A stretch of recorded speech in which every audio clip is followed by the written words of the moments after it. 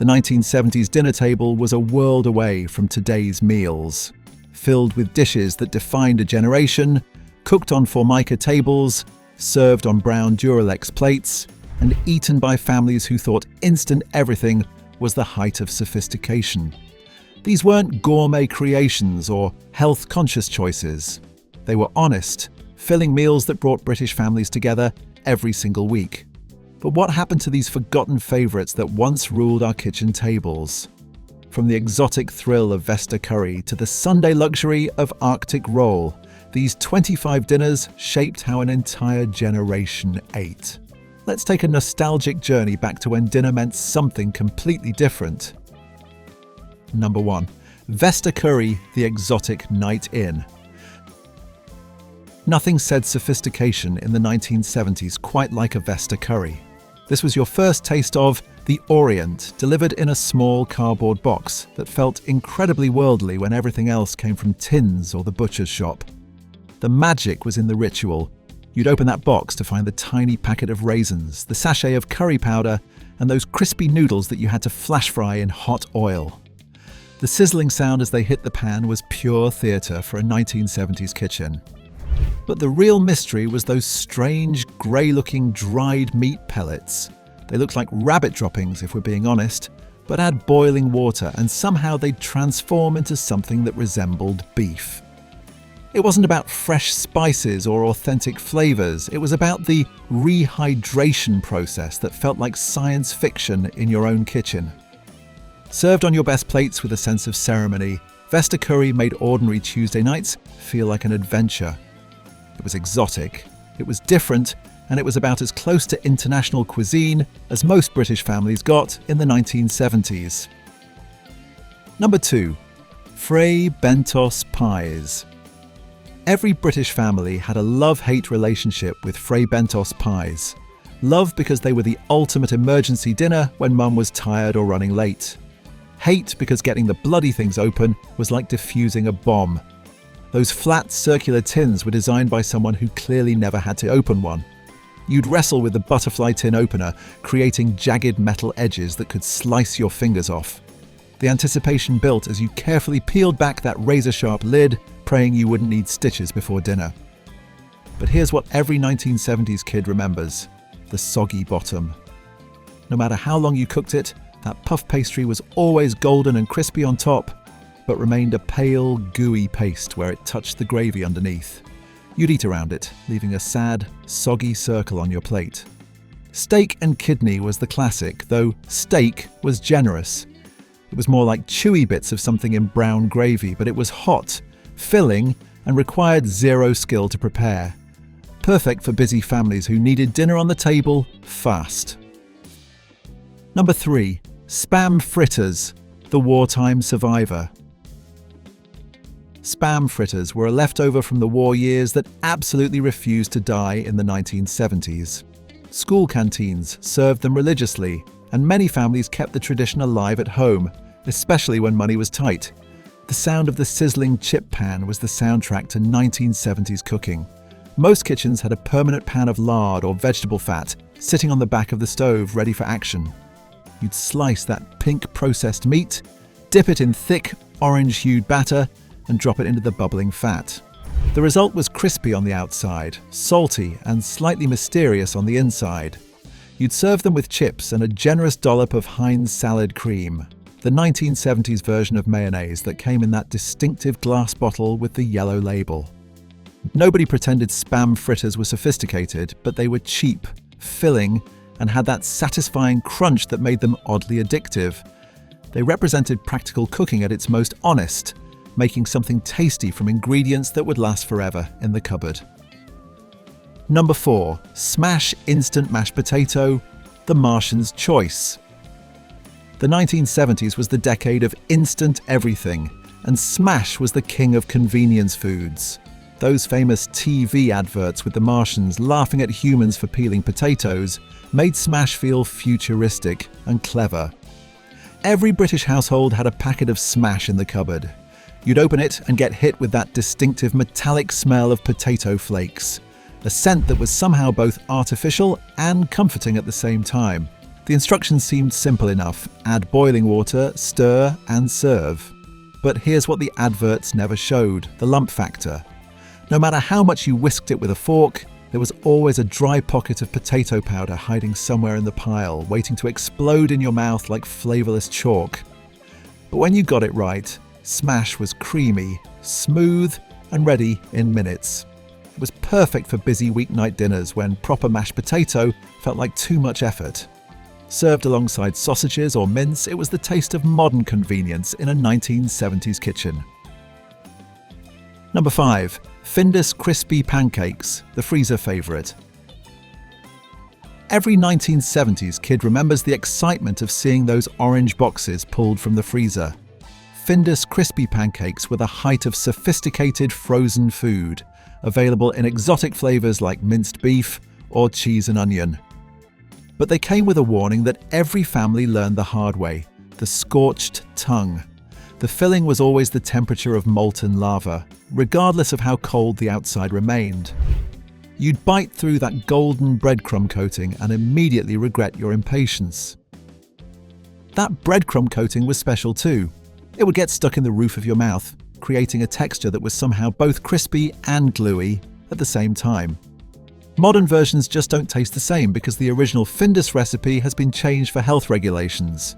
Served with chips and beans, crispy pancakes felt like a proper meal despite coming from the freezer. They represented the 1970s belief that frozen food was the future: convenient, consistent, and somehow more sophisticated than cooking from scratch. Number 6. Arctic Roll, the Sunday Tea King. Arctic Roll was the undisputed king of 1970s Sunday tea. That cylinder of sponge cake wrapped around vanilla ice cream was the height of dessert sophistication for families who thought Black Forest Gâteau was too fancy. The challenge was always in the serving. You'd pull it from the freezer rock hard and try to slice it with a knife that would bounce off the frozen surface. Patient families would let it soften slightly, but most of us just hacked away, creating uneven chunks that looked nothing like the perfect spirals on the packaging. The magic was in that thin, sugary layer of jam between the sponge and ice cream. It had a very specific, tacky texture that modern versions completely lack: slightly chewy, intensely sweet, and artificially coloured in shades of red that don't exist in nature. Served on your best plates for Sunday visitors, Arctic Roll made ordinary families feel like they were offering something special. It was shop-bought luxury that fitted perfectly into 1970s aspirations. Number 7. Mince and onions, the British default. If there was one dinner that defined 1970s Britain, it was mince and onions. Simple, cheap, and served in virtually every household at least once a week, this was the meal that kept families fed when money was tight. You'd buy cheap beef mince from the butcher, proper mince that was coarse and had actual texture, not the fine pink paste you get today. Cook it slowly in lard or dripping with sliced onions until everything was brown and fragrant. No garlic, no herbs, no fancy seasonings, just salt and pepper. The flavour came from the quality of the dripping and the slow cooking that let the onions caramelize properly. Served with plain boiled potatoes and maybe some peas, it was honest food that filled hungry bellies. This wasn't cuisine, it was sustenance. But there was something deeply satisfying about that simple combination of meat, onions and potatoes that made it feel like a proper dinner, even when it cost pennies to make. Number 8. Sausages, mash and onion gravy. Sausages, mash and onion gravy was comfort food perfection in 1970s Britain. This wasn't fancy dining, it was the meal that made everything feel right with the world. Proper butcher sausages were the key, not the processed tubes you get in supermarkets today. These had real meat, proper casings, and would split and sizzle in the pan, releasing flavours that filled the kitchen with the smell of home. The mash was made with real butter and milk, whipped until fluffy, and served in generous mounds. And the gravy, always Bisto granules mixed with the pan juices from the sausages, creating that distinctive brown sauce that tied everything together. Served on brown plates that were standard in every 1970s household, this meal represented everything good about British cooking. Simple ingredients, properly prepared, and served with love. It was the dinner that made you feel looked after. Number 9. Liver and onions, the divisive dinner. Liver and onions was the meal that divided 1970s families down generational lines. Kids hated it with a passion that bordered on the theatrical. Parents insisted it was good for you and cheap to boot. The smell would fill the house as soon as Mum started cooking. That distinctive metallic aroma of liver frying in dripping. Sometimes it came with bacon, which made it slightly more palatable to reluctant children, but mostly it was just liver, onions and determination. It was incredibly cheap protein, which made it attractive to families watching every penny. A pound of liver could feed a family of 4 with enough left over for sandwiches the next day. But getting the kids to eat it required negotiation skills that would impress international diplomats. Served with mashed potatoes to soak up the rich, dark juices, liver and onions was nutritious, filling, and utterly authentic to its time. It represented an era when parents decided what was for dinner, and children ate what they were given. Number 10. Shepherd's pie, the Monday makeover. Shepherd's pie in the 1970s wasn't the fancy restaurant dish it's become today. It was Monday's answer to Sunday's leftover lamb, transformed into something that felt like a completely new meal. Proper shepherd's pie used lamb mince, onions, and carrots, cooked slowly until tender and topped with a thick layer of mashed potato. No cheese on top. That was a modern addition that would have seemed bizarre to 1970s cooks. The beauty was in its simplicity. The meat mixture was seasoned with just salt, pepper, and maybe a splash of Worcestershire sauce. The potato topping was there to stretch the meat and create a satisfying, filling meal that could feed a family for very little money. Served with peas or cabbage, shepherd's pie was the kind of meal that made Monday nights feel special. It proved that leftovers didn't have to feel like leftovers if you treated them with a bit of creativity and care. Number 11. Cottage pie. Cottage pie was shepherd's pie's beef-eating cousin, often made from Sunday's leftover roast, transformed into Monday's dinner. It was the same principle: stretch the meat, feed the family, waste nothing. The leftover beef would be minced up with onions and whatever vegetables were lurking in the bottom of the fridge. Sometimes it was bulked out with gravy, sometimes with breadcrumbs soaked in milk. The goal was to make a little meat go a long way. Like shepherd's pie, it was topped with mashed potato and baked until golden. The result was hearty, filling, and economical, everything a 1970s family meal needed to be. These weren't gourmet dishes, but they represented the practical wisdom of an era when wasting food was unthinkable, and making do was a point of pride. Number 12. Toad in the hole, the Yorkshire pudding surprise. Toad in the hole was Sunday dinner's casual cousin. Sausages baked in Yorkshire pudding batter that puffed up around them like edible clouds. It was comfort food that felt both familiar and special. The key was getting the fat hot enough before adding the batter. You'd heat lard or dripping in a roasting tin until it was smoking, then pour in the Yorkshire pudding mixture and watch it sizzle and rise around the sausages. When it worked, you got golden, crispy edges and a soft, custardy middle that soaked up the sausage juices beautifully. When it didn't, you got a flat, greasy mess that still tasted good but looked like a cooking disaster. Served with onion gravy and vegetables, Toad in the hole was the kind of meal that made ordinary weeknights feel like occasions. It was British cooking at its most honest and satisfying. Number 13. Faggots and mash, the West Country classic.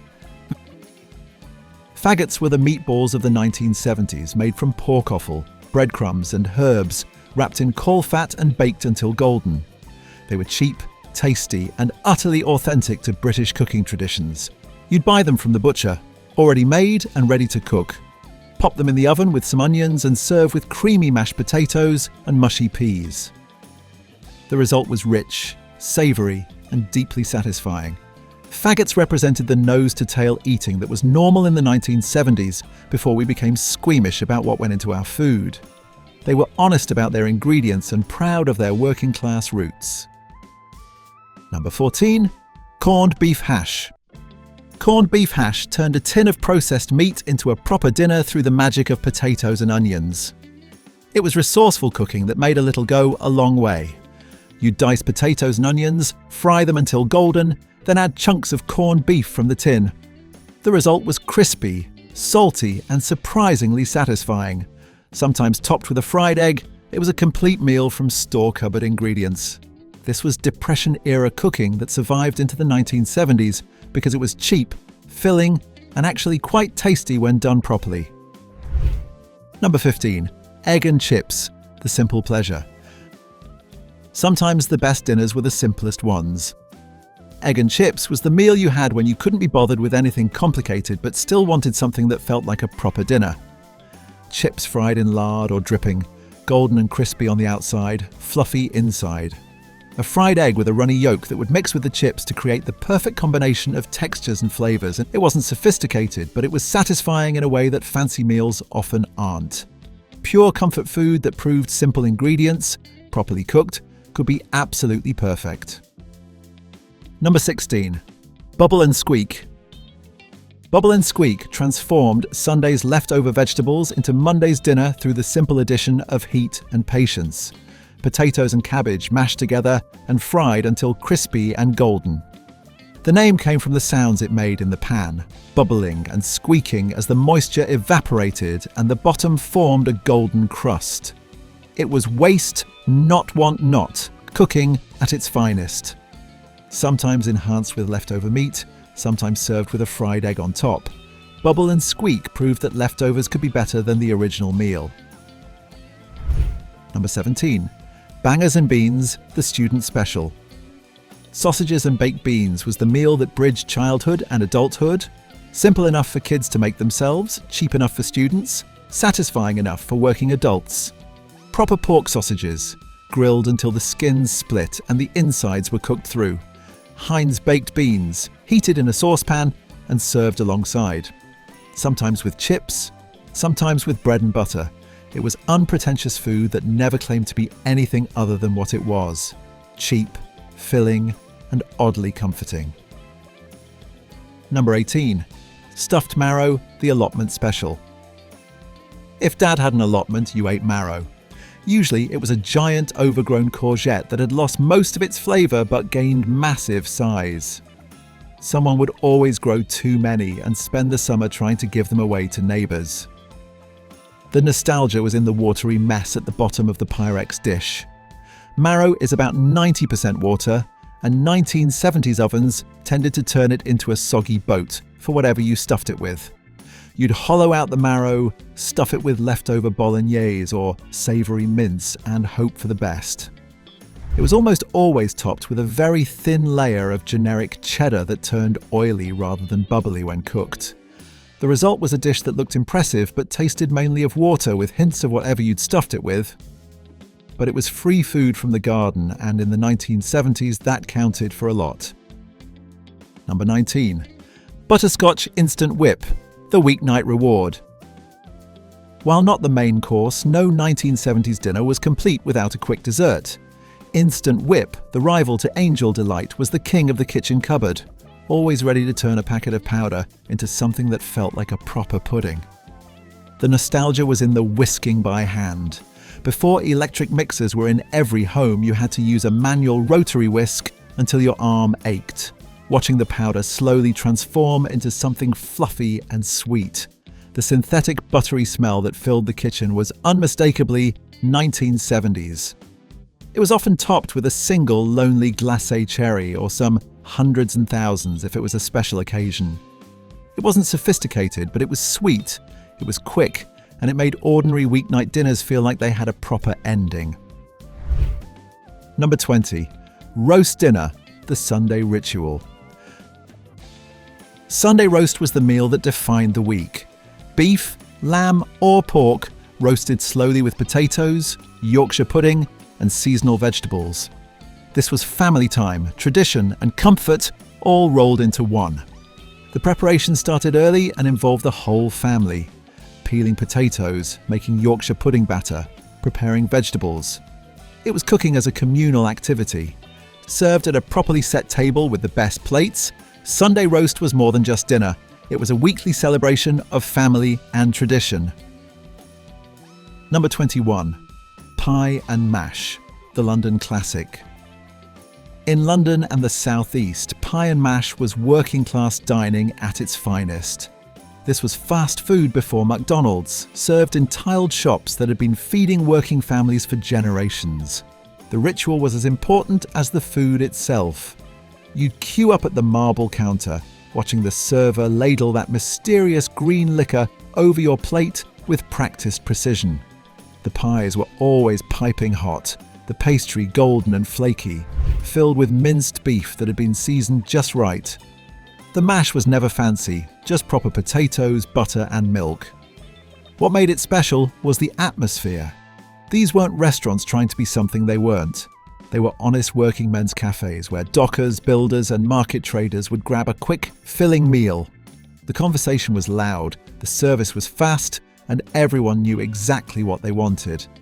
It was London food culture at its most authentic, served in shops that had barely changed since Victorian times. Number 22. Scotch broth. Scotch broth was soup that ate like a meal. Lamb or mutton with barley, vegetables and herbs simmered slowly until everything was tender and the flavours had melded together. It was economical cooking that made a little meat feed a lot of people. Served with crusty bread, it was warming, nutritious and deeply satisfying. The secret was in the long, slow cooking that transformed tough cuts of lamb into something tender and flavourful. You'd start with a lamb bone or neck, add pearl barley, carrots, turnips and leeks. Then let it simmer for hours until the barley had swelled and thickened the broth into something substantial. The smell would fill the house, promising warmth and comfort on cold winter days. This was the kind of meal that proved Scottish cooking knew how to make the most of simple ingredients. Many families would make a huge pot on Sunday and eat it throughout the week, the flavours improving with each reheating. Number 23. Tripe and onions. Tripe and onions was the meal that separated the adventurous from the squeamish. Cow's stomach lining, cleaned and cooked slowly with onions until tender. This was nose-to-tail eating that was normal in the 1970s before we became particular about which parts of animals we'd eat. The preparation was crucial. Tripe needed to be cleaned thoroughly and cooked slowly in milk with onions until it became tender and creamy. Many butchers would sell it already prepared, but some families took pride in doing the whole process themselves. The finished dish was usually served with mashed potatoes and had a distinctive, mild flavour that was nothing like what squeamish eaters expected. It was particularly popular in the north of England, where it was considered a delicacy rather than something to be embarrassed about.